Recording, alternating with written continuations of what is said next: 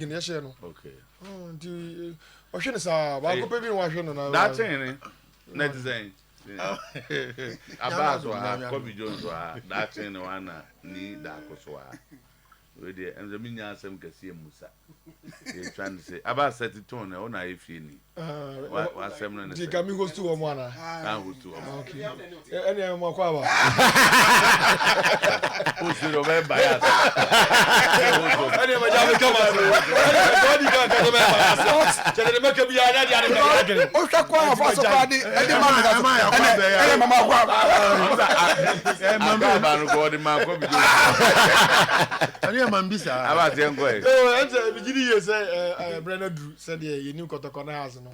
Drew said ye minu akwa bi Jose ti mi nchen ya ye didi nkomo a minu anum so abeka ye ho ya ye sisi no e dem ade omo na beka ye ho but e kira ye ne ye kokka omo wo baba yara nti ye supporters ne say obi anhye ne so say House of Folk against Kotoko Na team na ba ya ba bi Drew and dey be Drew a kwabi ne fin kan ba team na asem ne dey kwabi ne fin kan so una wo de omo ba ne dey kwabi what does it Chroma sem de yeme what does it na no ma be come edru ha meka eti dey kan say Na dey mo makuma se na wo bo edru ha meka se mi nyina bana edru ha meka eti dey kan say House of Folk supporters na ye draw one attention say match na nyame adom e kina 3 o'clock aye 3 o'clock ene obo match na bia ni bia tena bre scoreboard o e be se paint o House of Folk colors nko match na ye bobo no ye ni ba bi free ban ye ni ba bi aduru ye ni ba bi ayeko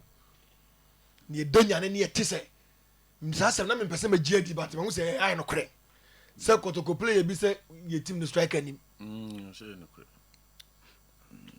but what is that say man what can I say ablo also we share striker bia omo bo striker bi di no so ono onim no wa bobo we face strikers what face bigger strikers so striker bia the hand strikers na say na no ana dey na so na say na tawa ya o che visa mfa wan kan sa e na say no kan o say ohun striker bia wa ha enti dey okay nye no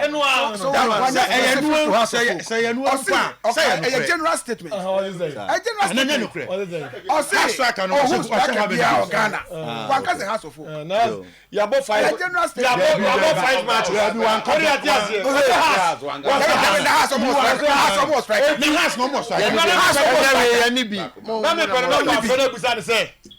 Wakaso about 5 matches are winning one. House of Folk about 5 matches are winning 4. It is that teams in one was strikers. hand striker no show how many goals Debbie one should go. No should go be a striker. I the put no bobo question We are striker. We are striker. One should go. I don't about it I don't want to. What striking? You really keep what you go here and say what you wouldn't keep what you go here. Kadi mama ba mi Me abusan say. You no pen number for abusan say. Obi about 5 matches why we in one. No obi about 5 matches about draw one was striker. One striking. asemo yango enu ya ni ko na de yakon ti ka chen say so ni ya nyame adom e kire Sunday obehu yan anything na me so mo bi da first time we dey boni antina o kase yamba but nyame adom e kire obehu se bofro tu e beto ma asa wo baba yara ye bo na ye ba kire no kinkin kwa ye omo sua dada because league ni e ba se si ya ni da top no mo da se enti omo sua enti ba bi e tim do na wo to e was yo Kobi amna bi e bia ti so ye wie de be kwa sem the messa ba ho friend emre yo okay Kobi go bi aka kakra time amze senior amze o hwa yenwenu media is it ye buy from some be say last time say 2 so be say 4 ye twa ho ye na ye say and right no mo am some be say 4 ye dey enka hwe jibu ye na analysis ani unza modin pa amwa saka na the praise no money I don't use that they send agency MFS unimom me fa no say omo na dey omo ba until wo gigi say already did buy MFS that mean all am dem go for designation momo about say NCC dey uni obi man what dey there what dey deputy national organizer and Kobi Jones so say PRO for the supporters and that regional chairman Western region. And I need that with post. Communication. Asante Kotoko. Hey, sir. Oh, a big man. So, time I'm say me the me catch supporters and say me sre wo mo. Ye ne boys ni di nkomo no. Omo say omo pese supporters ni be support omo keke. Simple. Ye ne omo nkomo die no omo kan nsem titia e ne kyerɛn. Okay. Omo say oh omo de omo pa ne say ye nka nche supporters ni so omo mra. Na omo me support omo. Eno pe no hia. Omo hu supporters na ebeboa omo. Okay. Nti omo anka tintin bia. De omo san ka kyerɛ ye ne say omo pese omo nso bogidin. Omo so omo do mo ni din. Se omo ze nkra ye omo ni din. Sani no mo ne o say no nkra. So omo so omo so pedin. Nti omo be yiro. So they say team no the only established player we team no outfield player Rebecca so ye Salim. So omo wa kanyina I see be there. I see be say ko fan division 1. No, in the second season. No, but me can Salim there. Yeah, league no can. So what I say? Hamza last season any fine. But mama can asem. Mama can asem. Me na na. Oh. Eti yen cry division 2. Division 1. Kra. Okay. Eti omo pa ni say omo ade me pe omo. And they say ade me pe omo ni say they be omo catch yen and I always tell my supporters ni say omo boy we are omo you comfortable sin home. Okay. Away omo you very very comfortable. Because away na pressure. Akra ye boy bro. Pressure wo boys ni so. And you say mistake in kitchen but omo away omo you okay. And omo say dey aba ni say ye me support omo. Na omo say team no yi. Na no mo hate team. I don't be as good host. You have to know baby e man say ko be fia. So about Kumasi na so be sra mo fia. So at any point me who baby hold you. Independence to find out whether you are safe. Independence and na damage independence na kro. Obisam say team. And so be bo. I say na me dem go gotcha. Odru Santas run about obi ahwimofo. Obi bisam say team na na say say what the an say 3 o'clock. Come on we park. Now bad be nra. And then was him. Oh, me wa hanu be for this. Match ninja. Lions match no wan go bi. That me too ba. Western dey for them omo too. Ti say ne sa ne so ye ka che supporters. Say omumra. E me say ye call boys na nye so omu nyina na netimi e ba na omu kran so po kan say ye fa team ne sa amro omu. Eh baba ya sports stadium e na mpanifo nso etie na asopma. Ama ye wie park ne hu ne say yes ye dey ba.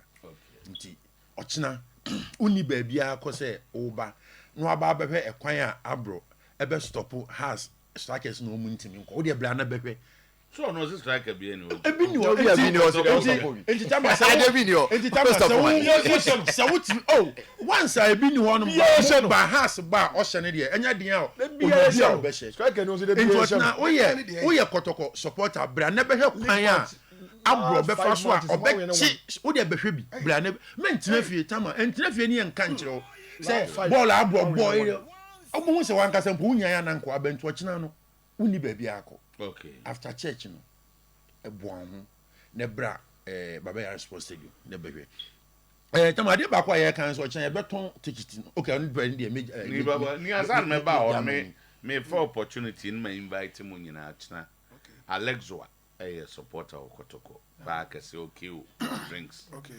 On there or say Kotoko sha ye na nneema ode bebre ifia ha ye de we baby ye be comment ye ma stadium ni bi so baba stadium o se obebre nneema bi ba ko bi we de mfa de obeche ono se Kotoko sha na ode beba o se ode Kotoko sha eno nya mfama pons an waka eno nya mfama see it here bi o announce ode aba se me o kan kire se ke pon na gasi na ma na wa abi an kaka chen so omo obo anu no mfamra o se o ka che ye ka o tai contra na onye nu do tai ka che ye ni abru ye ni abru se fax bi but ehifo no de bebre o kan ode bre o kan ni mu ana ode bre yen or your passports ene mo onye ni se Kotoko sha Kotoko sha o se o ye Kotoko supporter enti se ye hye Kotoko kra ode beba ode bra o yerepa tama nti na da enti condition fax bi eba and a kiss ɛna body ɛne agyemusɛm ɛna bullet agyemusɛm ɛna coke fanta malt smirnoff ice nneɛma bi ne nyinaa ɔde bɛbɛ fia ɛne tam nti nyam aka sɛ bɔbɛ tu oni kan fam sɛ anye ya no ɛne bi ne sɛ yɛkyerɛ yɛn supporters sɛ ɔkyena nyame yɛ adom a ma obia ntɔ ticket ɛwɔ abɔnten ticket no tɔwɔ boot wokɔtɔ ticket no abɔnten a yɛadapt some mechanism bi a ɛbɛyi so abɔnten sɛ sɛ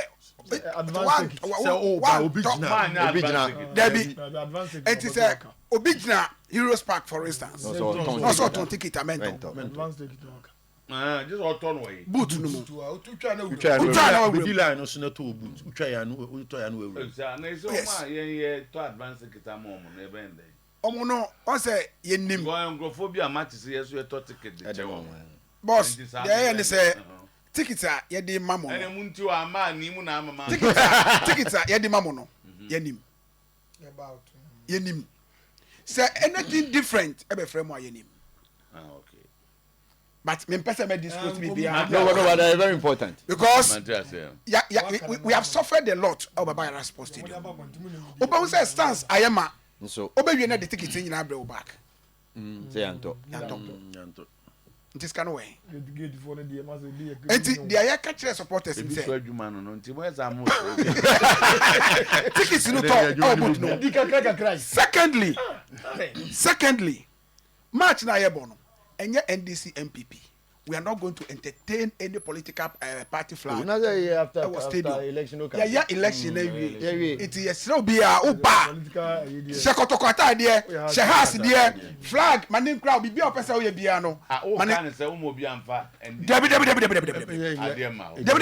na obi a machomo ya e bia ni party away ni na ode ni mofle bia gunu kom ofri party ase because 15th the chroma mahu ayi bebre a say NDC one party event say victory party tibi ofri on na eba no oba stadium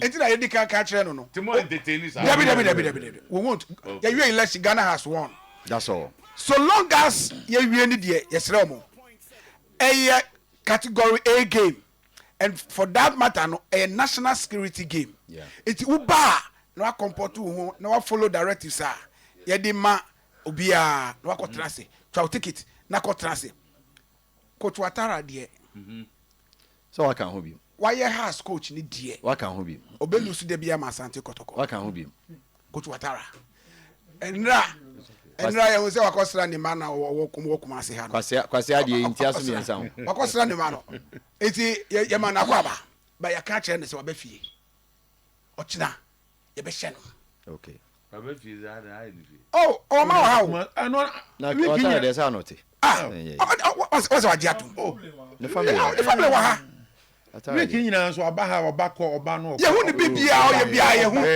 o fro de mo oba eva o trade the team oba ha o to mai o pra Commando Bati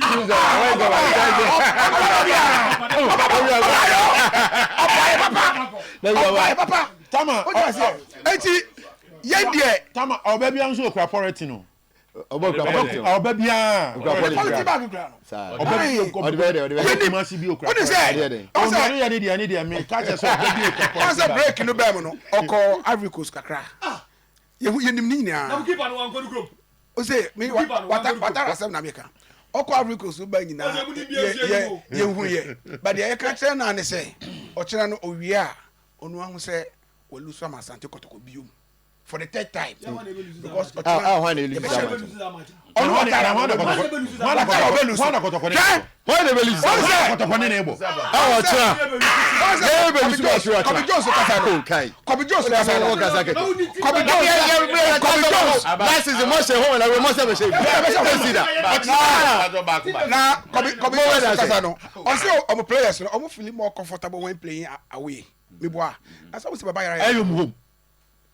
you be technically away obani na ye other competition department Julius get them end which is the Kotoko end but Theophilus Collinson ejina has midfield 3 nechi ti Salim Adams na wanya Sani Mohammed ni Hussein Mohammed no mo the freedom now I'm out Collins in ejina machi and so two on the mark the has midfield on the needed balance because no ne juma ne ye defensive working with Jama mom because a lot of offensive options in front of him so there is a plan. If you can stop Collinson in the middle, Mr. Two, Oma has midfield 3 na kano. Collinson name main man. Yes, it's all be Chiribe Boapa. No, I don't Mighty Jet. And he then about in Kolam. Mr. Two do a Kolan or Bopa. And I saw Manqua, no to a Manquan Suswa. Ransford Mensa, no to Ransford, no so down boat. Obey, justify, and also buy.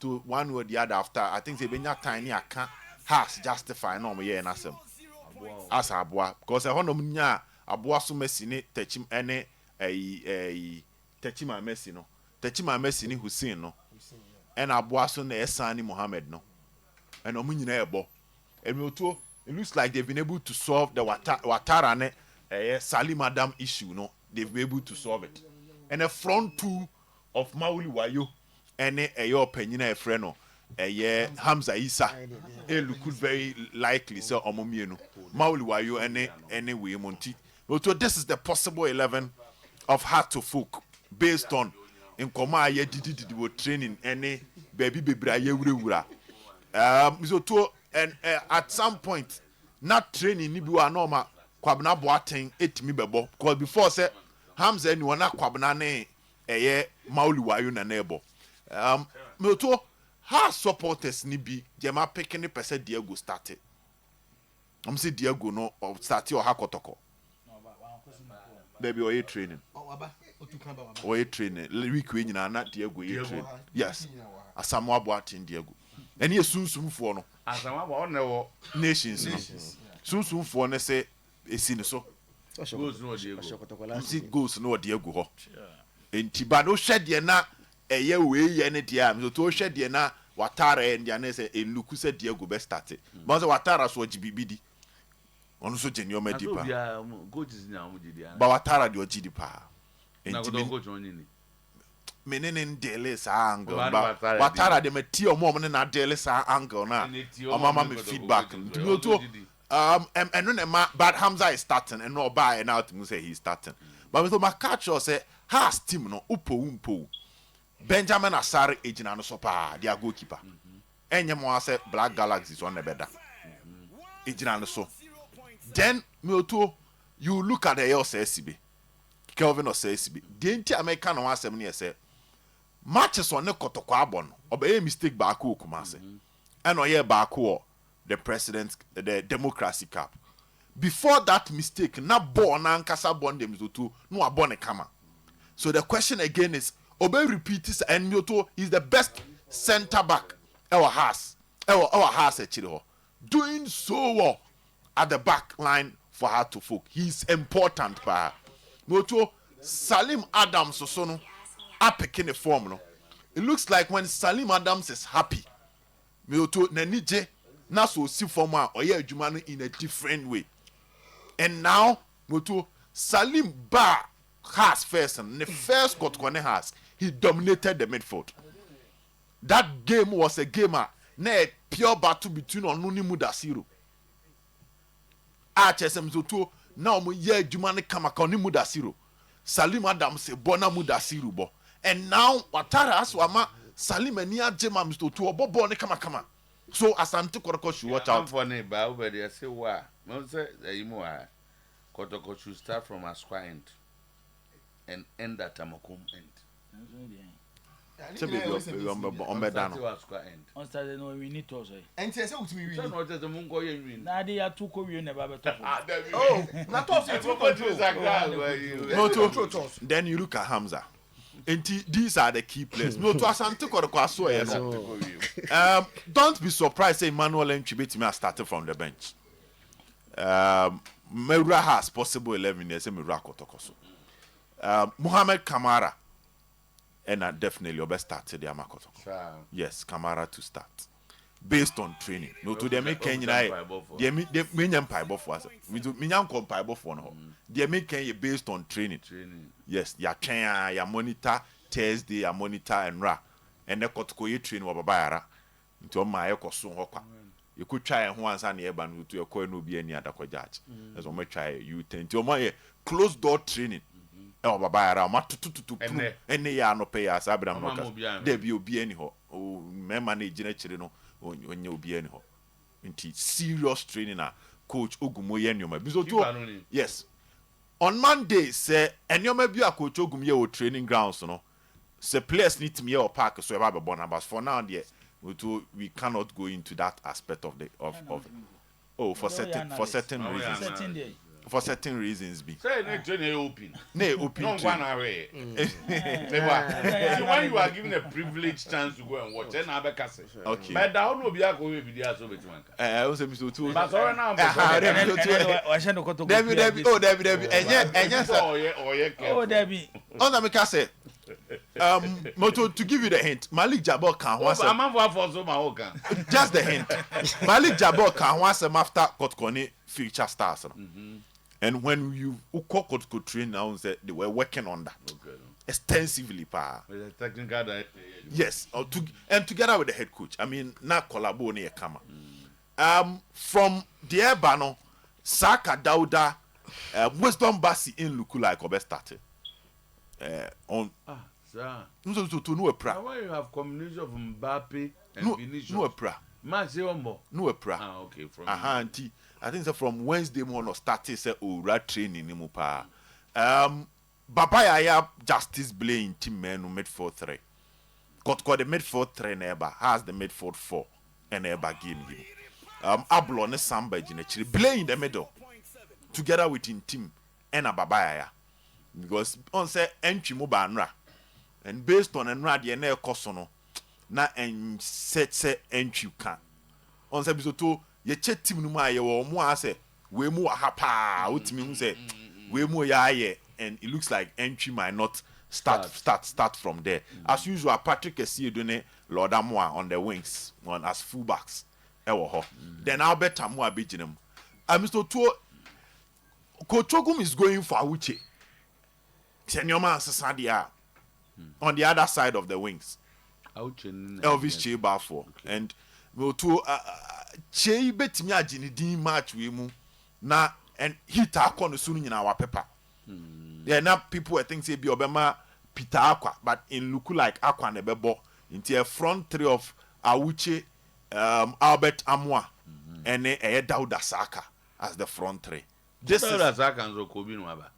Onu anko Saka anko on say ba o kan ho ana no kan but I said drop obem okay into Saka they were all this week. This is how it is looking for both teams. Right.